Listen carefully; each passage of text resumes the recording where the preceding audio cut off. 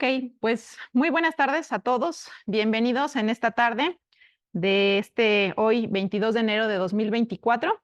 El motivo de que nos encontremos reunidos aquí es doble o es por partida doble el día de hoy. Por un lado, tendremos una serie de conferencias con el objetivo de conmemorar el Día Mundial de la Lógica, que fue el pasado 14 de enero de este año. Y por otro lado, pues también hacer la entrega de los reconocimientos a los ganadores del concurso Genio de la Lógica 2023. Vamos a iniciar entonces la serie de conferencias y más tarde, durante la premiación, pues haremos un poco de historia respecto al evento y respecto a la fecha conmemorativa. Así que bueno, pues iniciamos con la primera plática que le corresponde a Cristian Ramos Sánchez. Él nos platicará acerca de las tablas a las puertas, el álgebra de Boole. Él es estudiante de quinto semestre de aquí de la Universidad Tecnológica de la Mixteca. Adelante, Cristian. Bueno, antes que nada, muy buenas tardes a todos. Tal y como dijo la profesora, el corresponde justamente a algo curioso. El álgebra de Boole, muchos la conocemos como álgebra, muchos lo conocemos también como álgebra booleana, pero justamente en este caso vamos a ver como su interacción que tiene con la lógica, entre ellos justamente las tablas de verdad, y le puse sobre puertas también, relacionado con una aplicación muy directa que tiene, que son las compuertas lógicas. Bueno, para adentrarnos todo esto del álgebra de Boole, empezamos hablando con un poco de historia. La verdad es un poco difícil englobar toda la historia de la lógica, puesto que sus inicios, las que manejaron pues estos pensamientos, tal como lo fue Grecia, China, India, entre otras más. Y también muchas más personas fueron las que también tuvieron esta serie de pensamientos y por tanto no le podemos atribuir el inicio a solamente uno de ellos. Entre algunos están Platón, Euclides, Apolonio de Perga y por supuesto Aristóteles. Este último fue justamente al que se le conoció como el fundador occidental de la lógica. Y esto debido a la lógica aristotélica, que hasta el día de hoy la seguimos manejando. Esta se basa principalmente en tres axiomas. El número uno nos dice el principio de no contradicción. Este principio de no contradicción nos dice que una cosa no puede ser ella y también no ella a la vez. Es decir, X y no X no pueden ser ciertos al mismo tiempo.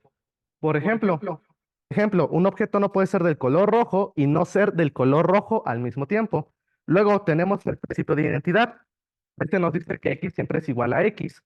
Luego el principio del tercero excluso o tercero excluido, que nos dice si pasa X o pasa no X. Es decir, un objeto o es rojo o no es rojo. Una vez con estos tres axiomas, puede ser como el inicio de la lógica que hoy conocemos hoy en día. Sin embargo, en su evolución, este sistema aristotélico entra en contacto con la lógica mejárica y estoica, para después realmente tener una gran evolución, ya que llega Leibniz y él nos dice, vamos a transformar las ideas que tenemos en objetos o unidades bien definidas, que sean simples. Por ejemplo, la letra P. Si a la letra P le asignamos la idea hombre y a la letra Q le asignamos mortal y ponemos simplemente P, Q juntos, Leibniz nos decía que se podía leer como el hombre es mortal. Sin embargo, esto causaba mucha controversia y pues decíamos, no, pues es que yo también lo puedo leer como si es hombre, entonces es mortal, o todo hombre es mortal. ¿Qué hago? ¿Cómo lo leo? ¿Cómo sé cómo voy a leer eso? Fue aquí donde empieza a entrar un poco de la filosofía, de la psicología, y dicen, ah, pues es que para mí lo que es verdadero no puede ser verdadero para ti, o yo como veo esta cosa puede ser distinta para ti. Es por eso que Richard Guattari es quien defiende esta idea de decir, no, Leibniz estaba diciendo que vamos a tener ciertas estructuras, estas estructuras estarán bien definidas y de ahí no vamos a pasar. Es decir, no nos vamos a sujetar a controversias de decir, ah, pues es que para mí el cañón es de color blanco y para ti es de otro color. No, es color blanco y ahí se queda. Eso nos dice Richard, que solamente él defendía que esto solamente se iba a tener de una forma en específico, pero aún seguían el problema de las lecturas. Sí, ya acordamos que una cosa es una cosa y todos estamos de acuerdo con ello, pero ¿qué pasa? Yo sigo leyendo estas proposiciones que nos daba Leibniz de maneras distintas. Entonces llega Morgan y empieza a establecer cuantificadores al predicado, como decir, para todo objeto de un conjunto cumple cierta propiedad. Pero todo esto no fue una gran explosión hasta que llegamos con el desarrollo de las álgebras abstractas en el siglo XIX. Una vez que llegan estas álgebras es cuando la lógica tiene su gran auge. Y una de esas álgebras justamente es el álgebra de Boole. Esta álgebra que él nos describe en su libro The Mathematical Analysis of Logic, publicado en 1847, nos dice una cosa muy importante.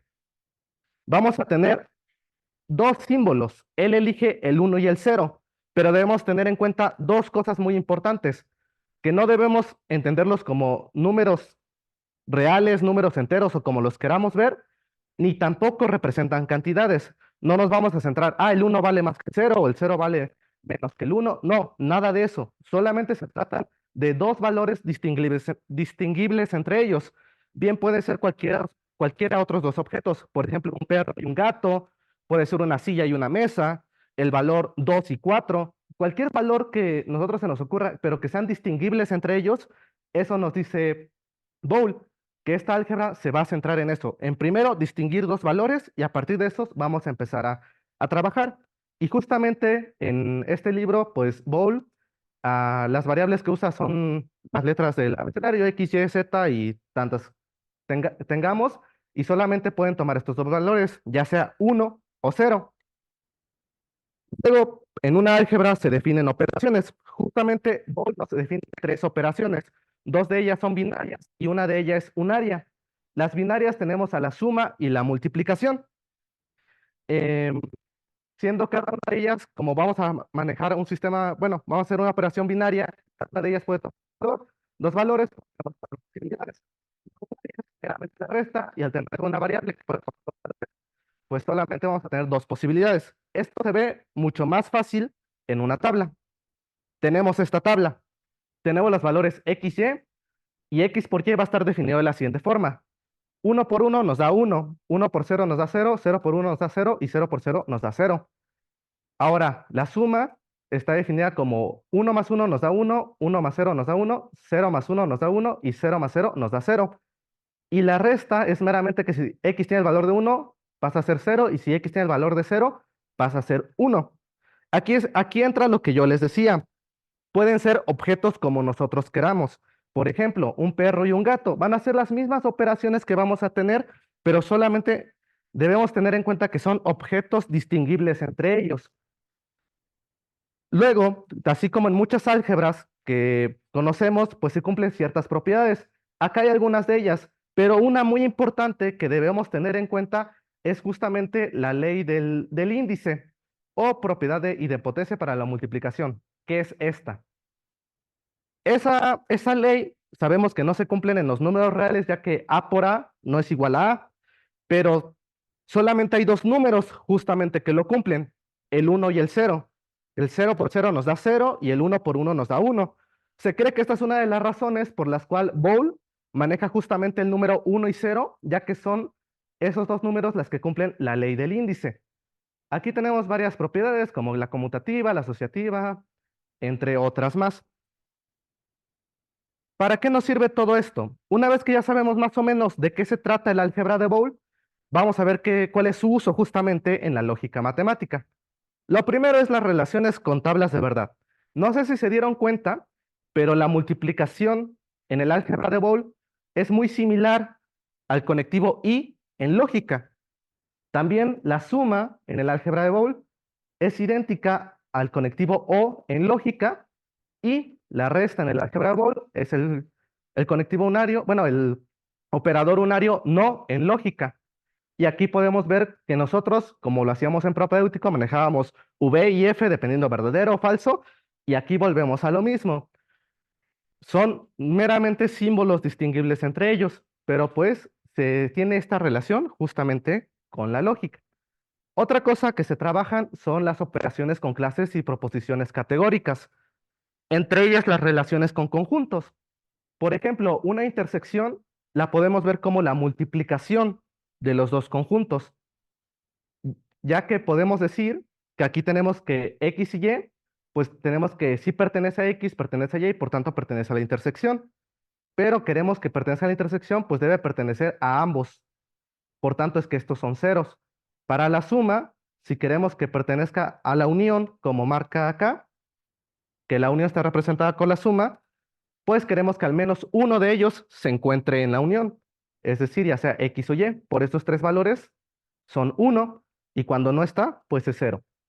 También tenemos las proposiciones categóricas, que aquí están representadas, como serían, por ejemplo, cómo se lee todo A es B en el álgebra de Boole, también ningún A es B en el álgebra de Boole, y así tenemos estas cuatro. Ahora bien, una vez que encontramos esta relación de la lógica con el álgebra de Boole, es donde empieza una gran serie, pero gran serie de aplicaciones. Una de ellas, y de las que le vengo a hablar el día de hoy, es justamente las compuertas lógicas en electrónica digital. La electrónica digital estudia señales discretas, es decir, que están bien definidas. No nos vamos a sujetar mucho a que tenga variables esas señales eléctricas, pero algo que debemos tener acá en cuenta que vamos a determinar un nivel alto de tensión o estado alto, que lo conoceremos como uno lógico, y un estado bajo, que lo conoceremos como cero lógico. Por ejemplo, si suponemos que las señales eléctricas manejan entre 0 y 5 volts, pues al 5 será el estado alto o uno lógico y los 0 volts serán el estado bajo o cero lógico. Una vez con esto, entramos justamente a dos definiciones. La primera es lógica positiva y lógica negativa. En electrónica digital, la lógica positiva nos dice que vamos a tener nuestro diagrama de los volts que nosotros queramos manejar. Por ejemplo, en este caso yo manejé el de 5 y vamos a decir que de cierto a cierto intervalo va a estar el cero lógico y de cierto a cierto intervalo va a estar el uno lógico, para que no haya ambigüedades de decir, es que no, ¿qué pasa si no tengo el 5 y tengo 4.9? Pues sigue entrando en el uno lógico. Por lo regular, en electrónica digital, cuando se manejan 5 volts, es de 0 a 2.5 el cero lógico y de 3.5 a 5 el uno lógico. Luego, la lógica positiva, pues nos dice que ahora sí que lo de arriba va a ser el 1 y lo de abajo es el 0. La lógica negativa es lo contrario. Arriba ponemos el 0 y abajo ponemos el 1. En cualquier caso, en cualquiera de los dos, nos vamos a referir como a estos estados, ya sea estados lógicos del 1 y del 0, pero por lo regular es más usada la lógica positiva, que tendría un poco más sentido por esa relación que les había dicho, de decir que pues inconscientemente decimos que el 1 es mayor que el 0 y por tanto pues como que va arriba, ¿no? Ahora sí entramos con lo de compuertas lógicas. Esto se los traté de explicar de una manera muy simple. Imaginemos una calculadora. Cualquier operación, en cualquier examen, en cualquier tarea, una calculadora. ¿Qué pasa con la calculadora? La tenemos, es una herramienta, y le ingresamos datos. Esos datos la calculadora los procesa, los procesa, y nos da un resultado. De eso se trata las compuertas lógicas. Vamos a tener unos datos de entrada, va a hacer su trabajo la compuerta lógica, y finalmente vamos a tener unos datos de salida. Y para todo esto, cada compuerta lógica se representa mediante un símbolo y qué operación realiza, que se le conoce como operación lógica. A estas compuertas se les asocia justamente una tabla de verdad. Es aquí donde podemos ver de manera muy sencilla la relación que tiene justamente las compuertas lógicas con la lógica que manejábamos en el propedéutico.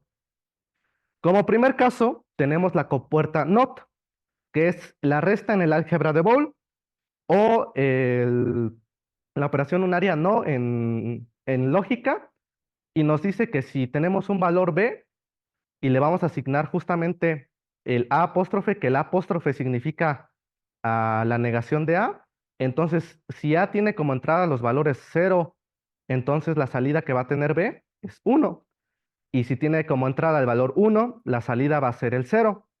Esta es la figurita que la vamos a identificar. Y aquí nos dice que el apóstrofe es justamente el operador algebraico que invierte el valor de la variable.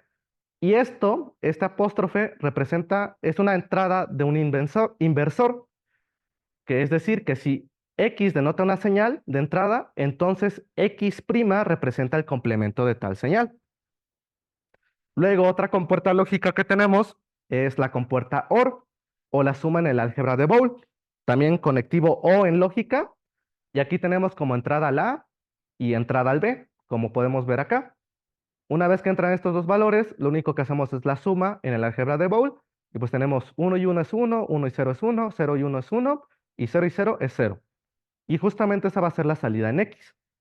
Esta operación para las compuertas se asimila a la conexión en paralela de contactos. Luego tenemos la compuerta AND, que asimila la conexión en serie de contactos y no se trata más que la multiplicación en el álgebra de Boole. Y este es el símbolo con el que lo vamos a identificar. También tenemos dos compuertas muy curiosas que ya se podría considerar como compuertas combinadas, que son la compuerta NOR y la compuerta NAND. La compuerta NOR no se trata más que la negación de la compuerta OR, y la compuerta NAND no se trata más que la negación de la compuerta AND. Y por tanto son los inversores, el NOR del OR y el NAND del AND. Y justamente estos son los símbolos. A diferencia de los anteriores, por ejemplo, el del AND, teníamos esta figura, lo único que va a cambiar es que de este lado vamos a tener como una bolita, tal y como lo hacíamos con la compuerta NOT. Y aquí teníamos una bolita. Es lo único que va a cambiar con respecto a la figura. Y bueno, una vez con esto, pues, ¿de qué me sirve relacionar las compuertas lógicas con justamente el álgebra de Boole? Pues nos sirve ya que todas las propiedades que tenía el álgebra de Boole justamente se heredan hacia las compuertas lógicas. Por ejemplo, alguna de las propiedades pues es la conmutativa. No importa cómo operemos tanto la suma y la multiplicación, ya sea A arriba y B abajo, nos sigue dando la misma señal y esto va a ser igualito a tener B arriba y A abajo. Lo mismo para la multiplicación. Otra propiedad que se cumple pues es también la asociativa, ya sea para la suma y multiplicación, y aquí podemos ver los diagramas. Y por supuesto la distributiva y cuantas más tengamos. Esto es algo muy importante, ya que gracias a esto, pues, si podemos hacer cosas en el álgebra de Boole, pues podemos pasarla a su aplicación justamente en las compuertas lógicas. Y otras compuertas que se encuentran, pues son las compuertas OREX o SOR, compuerta NOREX, los buffers y las compuertas lógicas combinadas. Estas nada más las pongo para que tengan conocimiento de ellas. Hay otras compuertas por ahí. Por supuesto, las lógicas combinadas es como la NOR y la NAND, que ya combinaban dos cosas por ahí, pero nada más es para que tengan conocimiento de ellas.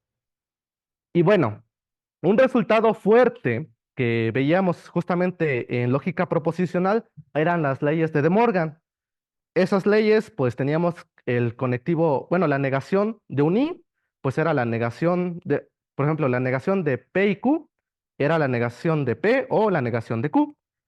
Aquí nos dice lo mismo, que los teoremas de De Morgan demuestran la equivalencia entre las puertas NAND y la negativa OR, también la puerta NOR y la negativa AND. Aquí podemos ver las figuritas, y esto es un resultado pues fuerte, justamente en lógica proposicional, que también sigue siendo muy fuerte en las compuertas lógicas.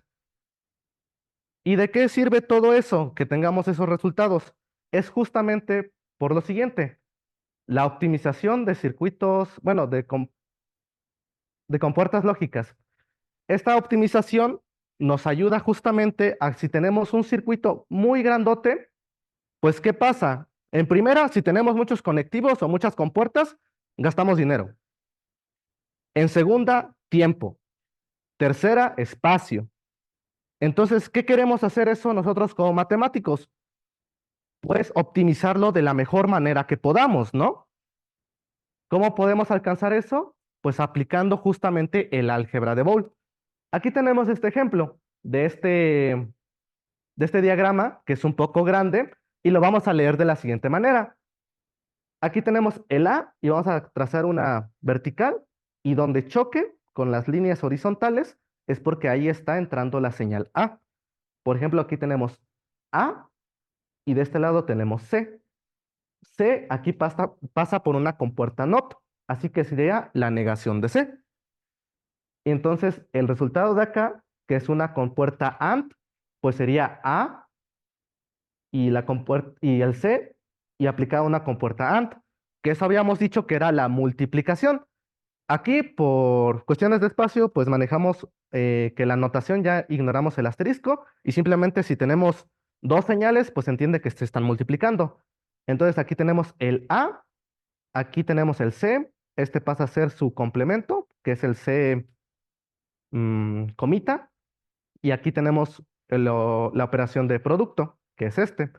Luego por este lado tenemos el C, que pasa normalito, tenemos el D, que pasa negado, y este operador es la suma, que es lo que tenemos acá. Y estos, pues estos se multiplican, estos dos con este que viene acá, y es por eso esta multiplicación. Por lo regular, por conveniencia, la multiplicación se empieza a asociar de arriba hacia abajo. Luego, aquí tenemos la B, que entra normalita, tenemos la C, también entra normalita, y aquí se multiplican. Aquí tenemos la B otra vez, no, la A, que primero se niega, luego tenemos la B, acá se suman, que es esto, y luego esto se vuelve a multiplicar con lo que ya teníamos acá. Y como resultado final de estas dos, se van a sumar en este espacio y nos van a dar como resultado la señal F.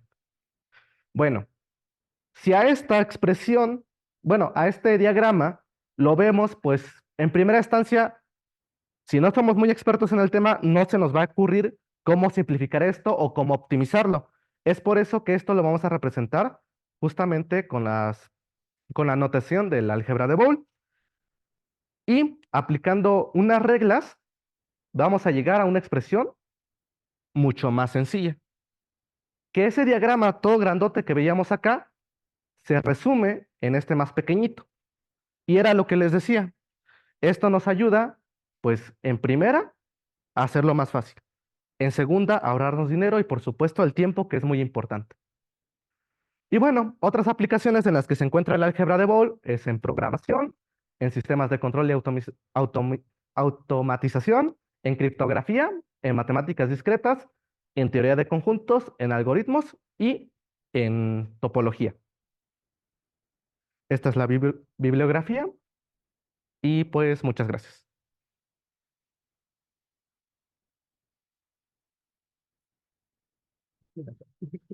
Muchísimas gracias, Cristian. Bueno, pues no sé si en el público tenemos alguna pregunta.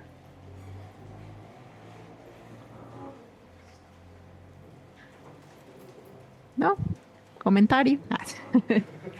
No sé si por aquí en el chat tengamos alguno. Parece que no.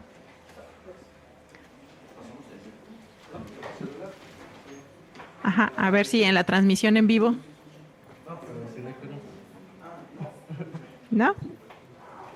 Bueno, pues entonces, si no es así, vamos a darle su constancia de participación a Cristian y pues le agradecemos mucho su exposición.